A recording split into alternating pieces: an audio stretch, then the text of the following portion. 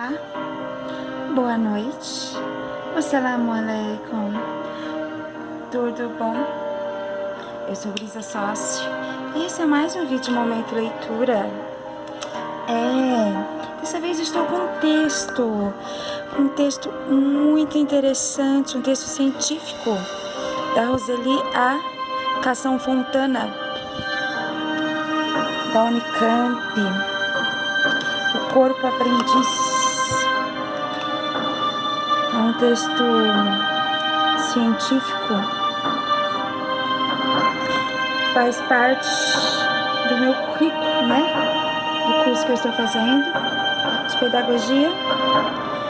E eu vou aproveitar e fazer um vídeo dele. Se você se interessar, assista todo e dê o seu like, por favor. Embora seja específico, né, para uma determinada área, principalmente da área de educação física, corporalidade, tá? Educação e cultura corporal, né, fundamentos práticas, ele é também um texto de interesse geral para todas as pessoas que queiram se esclarecer sobre esse assunto, certo? Então vamos iniciar. Saúde a todos.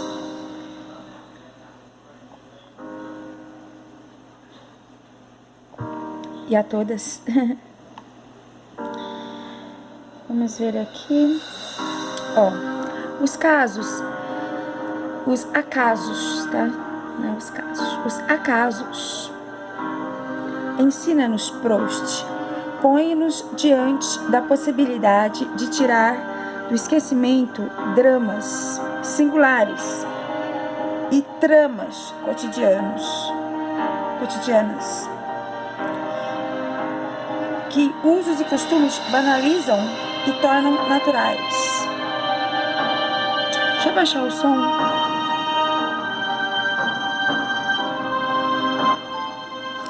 Os acasos ensina-nos Proust, tá? Proust, que é... Você é Marcel Proust? Deixa eu ver quem que é o Proust. Proust,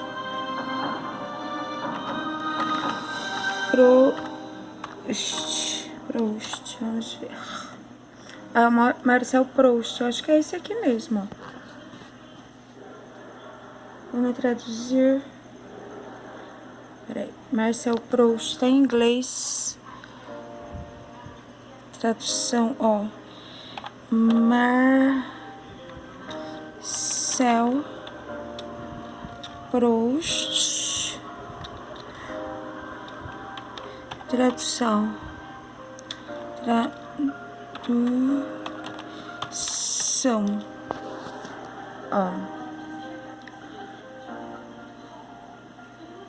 Tradução, Wikipedia, vamos ver. Wikipedia.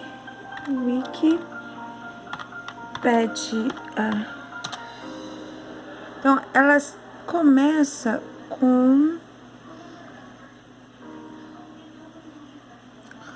uma citação do Proust, tá? Que é esse aqui, Marcel Proust. Valentin Louis Georges Eugène Marcel Proust. Valentin Louis Georges Eugène Marcel Proust. Ele é francês, tá? Ele foi um escritor francês, mais conhecido pela sua obra A la recherche du temps perdu. Não sei falar em francês, não sei falar francês, tá? Mas Em Busca do Tempo Perdido. Marcel Proust. Quem leu esse livro? Deixe nos comentários. Em Busca do Tempo Perdido. Tá? Então, é muito famoso Marcel Proust, tá? Em Busca do Tempo Perdido. Então, essa cientista, né? Essa escritora que escreveu este artigo, ela cita o Marcel Proust, é a Roseli A. Casson Fontana. a seguinte citação que ele faz, ó. Ensina-nos Proust, os acasos, ensina-nos Proust, acasos, né? Põe-nos diante da possibilidade de tirar do esquecimento dramas singulares e tramas cotidianas, que usos e costumes banalizam e tornam naturais. Certo? Provocados por eles, saímos atrás dos sentidos que passam a nos intrigar e aprendemos. Certo? Então, os acasos nos tiram do esquecimento dramas singulares, né? E tramas cotidianas.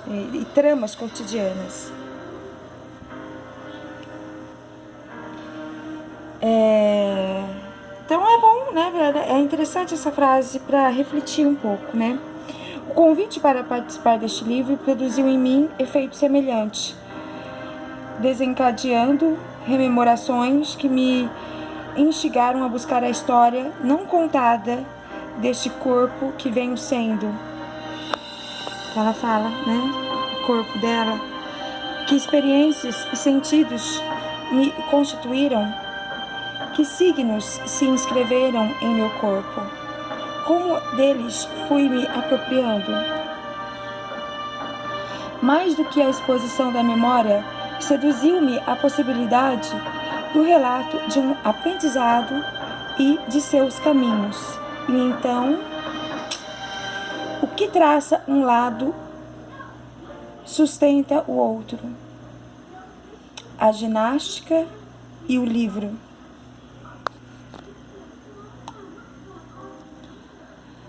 Bom, então vamos começar, né? Cação Fontana, mais uma vez, ecoava pelo ginásio de esportes a voz de minha professora de educação física. Do outro lado da quadra, seu olhar escrutinador, examinando e corrigindo constantemente a conduta e postura física de cada estudante. Flagrava sempre, por mais que eu tentasse me ocultar, os desacertos de meu corpo desengonçado, de adolescente tímida. Então ela vai contando das lembranças dela, né? Saúde.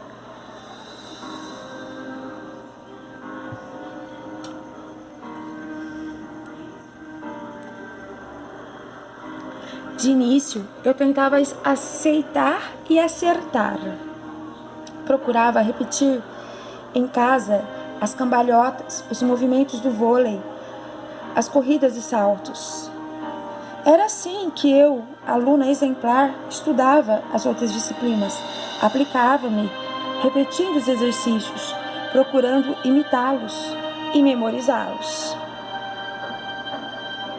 Não é assim que se bate a bola para o saque. Eu já expliquei. Como você pretende acertar a manchete? Braços estirados, vamos! Cação Fontana, preste atenção. Endireite as costas. Meu corpo, tornado visível em sua negatividade, parecia não obedecer às exigências de minha professora. Cação Fontana. Roseli Cação Fontana.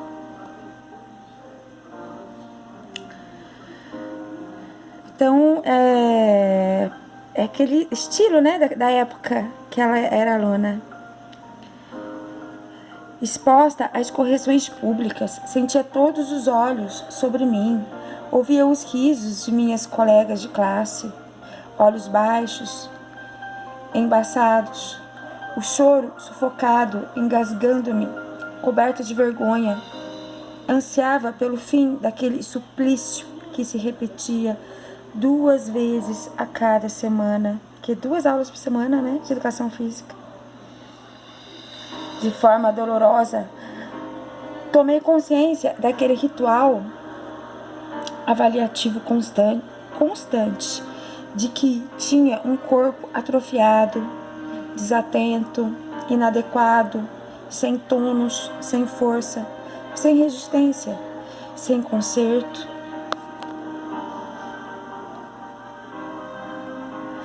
Então, o desejo de aprender foi definhando. A cada aula, fortalecia-me em mim a certeza de que eu detestava aquela mulher, as bolas e boladas, as cambalhotas, corridas e saltos sob o sol escaldante com a mesma intensidade com que adorava os livros. Ir para as aulas de educação física tornou-se doloroso dever. Saía de casa andando bem devagar, inventava obstáculos pelo caminho, incompridava o trajeto, pouco me importando com os atrasos. Em aula, fingia que as palavras da professora não se dirigiam a mim. Arremesse, arremesse! Força nesses braços, menina! Para que força? Para que arremessar? Eu queria era estar longe dali, quieta no meu canto, deitada no sofá, corpo lânguido em meio aos livros, olhos nas páginas, fabulação correndo solta por paisagens desconhecidas. Deliciando-me com as palavras, vislumbrava-me.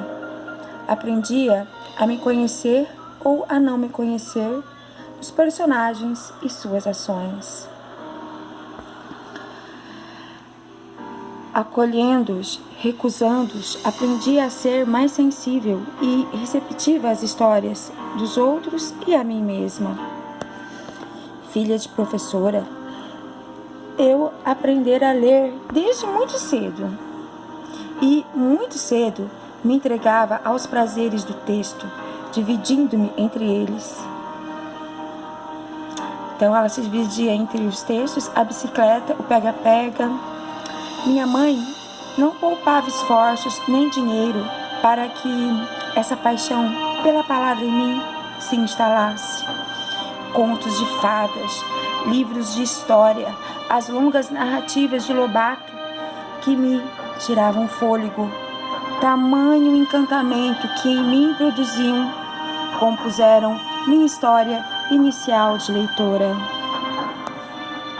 Adolescente, naqueles idos de 60, só fiz continuar o aprendizado da infância.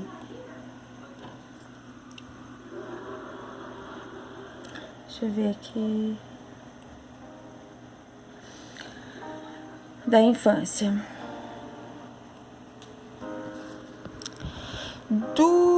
Vamos ver. Durante o ginásio, experimentei desde as fotonovelas até os clássicos da literatura brasileira cobrados na escola, passando pelas aventuras históricas ou exóticas por M. Daly, Poliana e Mulherzinhas e quase toda a biblioteca das moças. Ela leu bastante. Você leu? Você está lendo um livro em casa? Buscando encontrar a mim mesma e plasmar uma compreensão do mundo, eu percorria os espaços abertos pelos textos, apropriando-me de signos e valores, tornando alguns deles parte de mim e resistindo a outros. Misturados às exigências e aos apelos da vida, em casa e na escola, aos encantos das matinês e das primeiras festas de adolescente. Os embates vividos nas aulas de educação física e nas páginas dos livros constituíram-me, educando inconsciente e conscientemente meu corpo aprendiz. Eram aqueles os tempos do Brasil da modernização e do desenvolvimento. O projeto econômico de industrialização voltado para os bens de consumo. o crescimento e a consolidação de uma classe média e a concentração da população em grandes centros urbanos mudavam a cara de nosso país, né? A concentração da população em grandes centros urbanos. Nesse contexto, a escola tornava-se um espaço de formação privilegiado, operando não só na construção de sujeitos que a frequentavam, alunos e professores, como também sobre os que não se escolarizavam, uma vez que para dar aos escolares o sentido de pertencimento à instituição, fazia-se necessário distingui-los dos outros, dos que estavam fora de seus muros.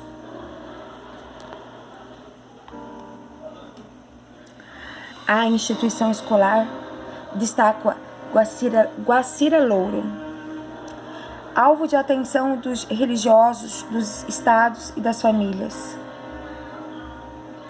Foram sendo endereçadas de forma explícita e pontual em diferentes momentos as tarefas de produzir o cristão. Na escola ainda tinha essa ideia, né? A tarefa de produzir o cristão, o cidadão responsável, os homens e as mulheres virtuosos, as elites condutoras, o povo sadio e operoso, mediante processos refinados de aprendizado e de disciplinamento dos corpos e mente de crianças, jovens e dos que deveriam garantir a sua formação, os professores. Por meio de um aprendizado continuado e sutil, gestos, ritmos, movimentos, cadências, disposição física, posturas e sentidos iam sendo inscritos em nossos corpos. Na escola, aprendíamos a olhar e a nos olhar, a modular a voz ao falar, a ouvir, a calar, a regular os movimentos do corpo. Ali, todos os sentidos eram treinados, fazendo com que cada um e cada uma conhecesse os sons, os cheiros e os sabores bons e decentes e rejeitasse os indecentes, aprendesse a quem e como tocar, ou, na maior parte das vezes, não tocar, fazendo com que tivéssemos algumas habilidades e não outras. A ginástica institucionalizada a partir do século XIX como modelo de educação do corpo apresentava-se no contexto escolar como um saber a ser assimilado e como uma técnica capaz de nos ensinar a adquirir forças, a armazená-las e usá-las adequadamente.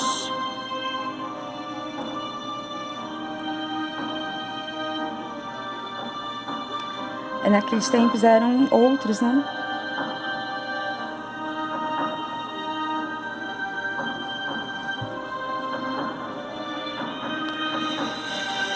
Defendida por médicos, higienistas, sua presença na escola era também articulada aos preceitos da moralidade, que apresentavam as aulas de educação física como meio adequado para a educação da vontade, uma vez que o aprendizado da submissão do corpo à nossa possibilidade, a norma, né? O aprendizado da submissão do corpo à norma possibilitava ao indivíduo tornar-se disciplinador de si mesmo. O corpo humano disciplinado constituía uma barreira à maioria dos vícios.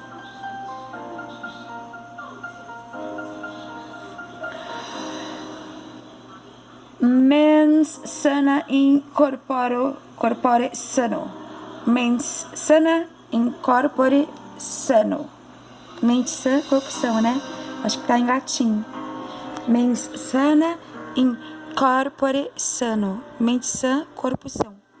Balizadas por essa máxima, as aulas de educação física inscreviam em nós, alunos e alunas, um modo de conceber o corpo e de usá-lo, fundados em uma ética e em uma estética da retidão.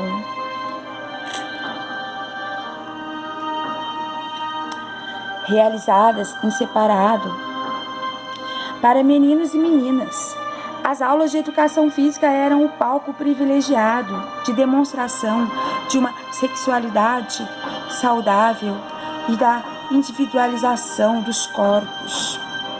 O uso de alinhamentos, a formação de grupos e outras estratégias típicas dessas aulas, conferindo visibilidade aos corpos reais e possibilitando sua confrontação com a imagem de corpo desejada, permitiam não só aos professores, mas também aos jovens em formação observar, avaliar e comparar seu desempenho físico em um processo contínuo de individualização e de competição que apontava não só os melhores, mas também os fragilizados, numa sociedade pautada na rigidez de posturas.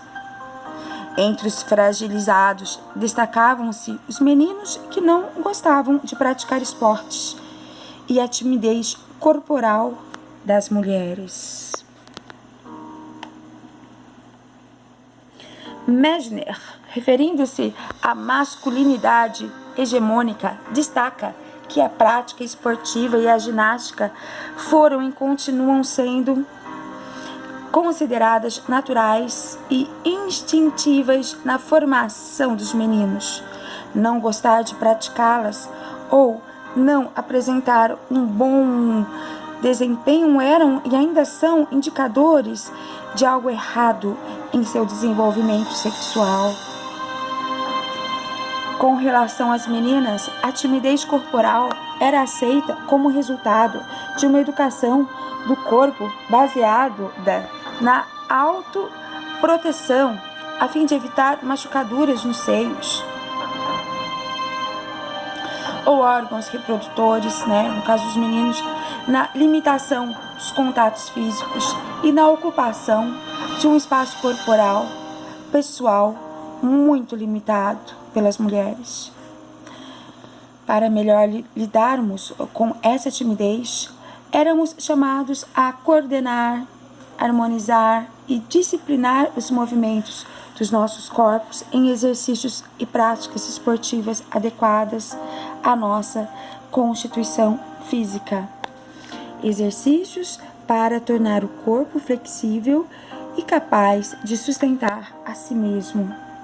A despeito das intenções do discurso científico que definia uma certa racionalidade sobre a educação do corpo, das vivências e observações, porque passei naquelas aulas e nas palavras com que a professora procura dizer o que esperava de mim, fui elaborando uma compreensão negativa de parte de mim mesma. Aprendi a olhar para meu corpo com desgosto e a me conformar com ele.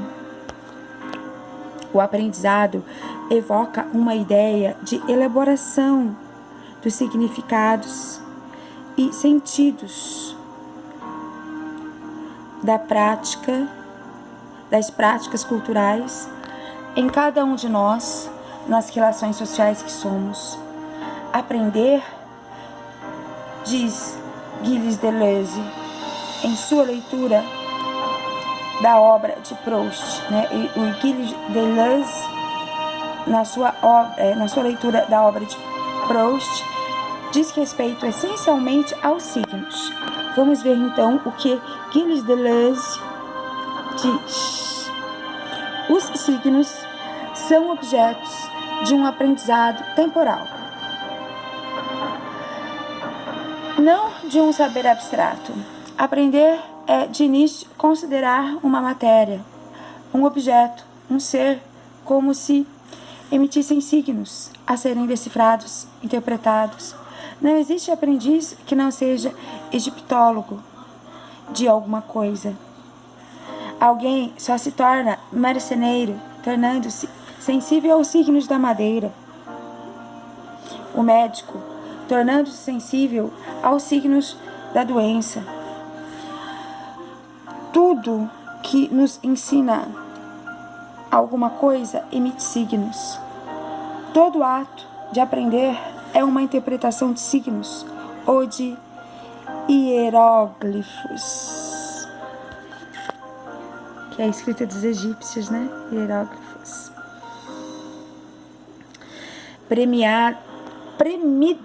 Premida pela urgência de minha professora, encurralada por seu desafeto, tornei-me sensível a todos.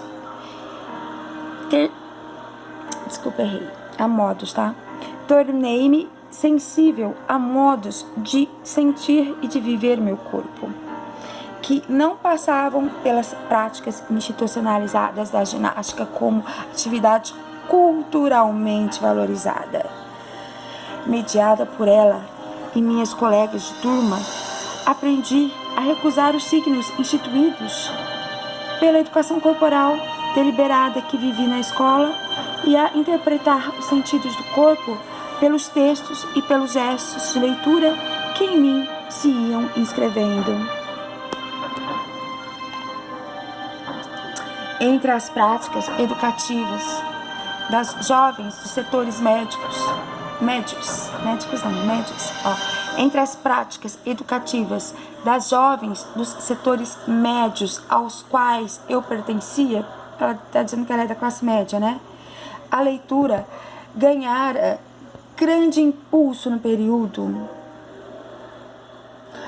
Para Renato Ortiz, a modernização desenvolvimentista, a urbanização e a consolidação dos setores médios favoreceram a criação de um espaço cultural no qual bens simbólicos, entre eles edição e comércio de livros, se destacaram, passaram a ser consumidos por um público cada vez maior.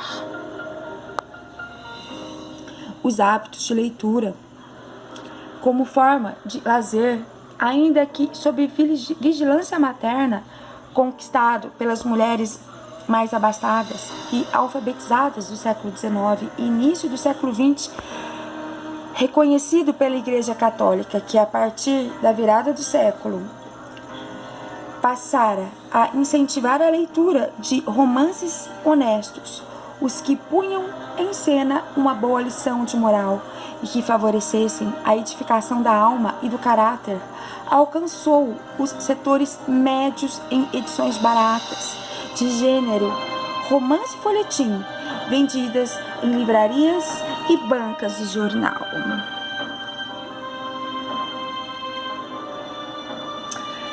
Alvos de críticas, como as de Nízia Floresta,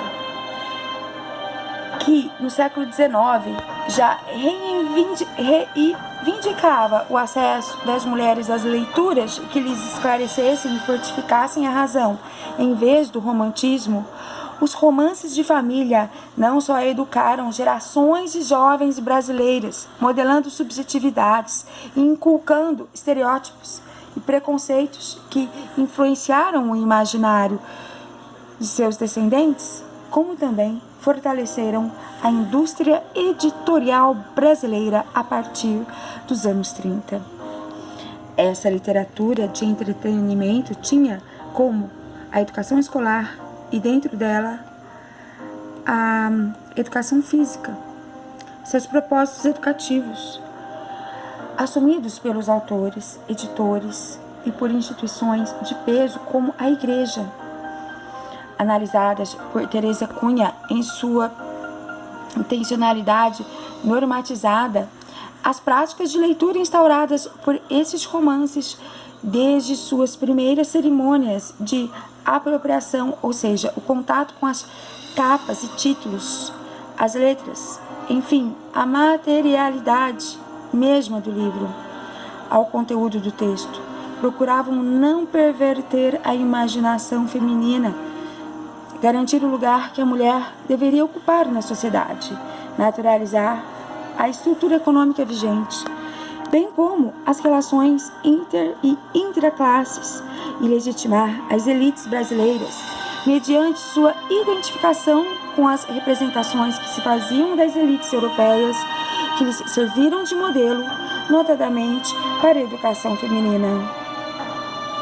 Os romances honestos, ao assumirem a forma de registro da vida privada, segundo Cunha, iam ao encontro das preocupações da mulher, contribuindo para educar sua sensibilidade com histórias plenas de detalhes concretos, privilegiando o individualismo, a particularidade, o espaço físico circundante em sua especificidade. Nessa literatura, o modelo feminino dotado de atributos como o refinamento, a compostura, a polidez, a discrição e a elegância, aliados a uma noção precisa de hierarquia e submissão, parecia não ter corpo. O corpo era apenas sugerido por vestimentas flutuantes, enquanto o rosto e as mãos, os olhos e os rubores eram descritos fartamente. Seios, pernas, braços, decotes eram atributos das vilãs que tentavam roubar a felicidade das heroínas. No entanto, a educação do corpo não emanava apenas das imagens femininas saídas desses livros. Os gestos de leitura, a relação da leitora com a materialidade do livro, sua postura corporal durante o ato de ler, também ensinavam possibilidades de sentido a nossos corpos juvenis. As representações dos livros como companheiro da mulher analisadas por Roger Chartier em estudo realizado sobre a França dos séculos XVIII e XIX por meio de várias pinturas que retratam o ato da leitura feminina, evidenciaram uma relação de cumplicidade entre a leitora e o livro. O livro aparece como companheiro de sua intimidade solitária. O cenário desse encontro é o sofá confortável, onde, reclinada a leitora, entre surpresa e lânguida, entrega-se ao texto. Apesar de a sexualidade feminina estar nesses romances presa aos preceitos do catolicismo, que, por tradição, a diabolizava, e aos estreitos limites sociais em que se desenrolava a vida da mulher, o ato da leitura como uma das práticas constitutivas da intimidade individual punha a leitora em contato direto com suas emoções e pensamentos, em solidão e recolhimento, produzindo efeitos sobre seu corpo. Como assinala poeticamente Octávio Paz, o amor transfere ao corpo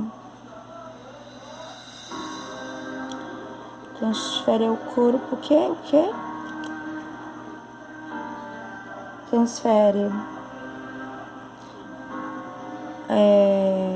O amor transfere ao corpo os atributos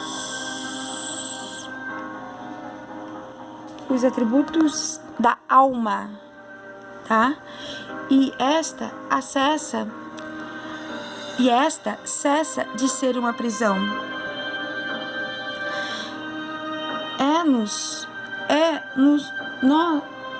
Nós amamos com o corpo e com a alma. Do corpo E nós amamos com o corpo e com a alma, de corpo e alma. Certo? E nós amamos com o corpo e com a alma, de corpo e alma. Capite? Contrariamente, o livro educava e seduzia, como delicadamente nos dá a ver Clarice Lispector no conto Felicidade Clandestina, em que descreve as emoções da menina leitora diante da posse do livro de Lobato. Como contar o que se seguiu? Eu estava estonteada e assim recebi o livro na mão. Acho que eu não disse nada. Peguei o livro. Não saí pulando como sempre. Saí andando, bem devagar. Sei que segurava o livro grosso com as duas mãos, comprimindo-o contra o peito. Quanto tempo levei até chegar em casa, também pouco me importa. Meu peito estava quente, meu coração pensativo. Chegando em casa, não comecei a ler. Fingia que não o tinha só para depois ter o susto de ter. Achava-o. Abria-o por alguns instantes. Criava as mais falsas dificuldades para aquela coisa clandestina que era a felicidade. A felicidade iria ser clandestina para mim. Parece que eu já pressentia. Como demorei. Eu vivia no ar. Havia orgulho e pudor em mim. Eu era uma rainha delicada.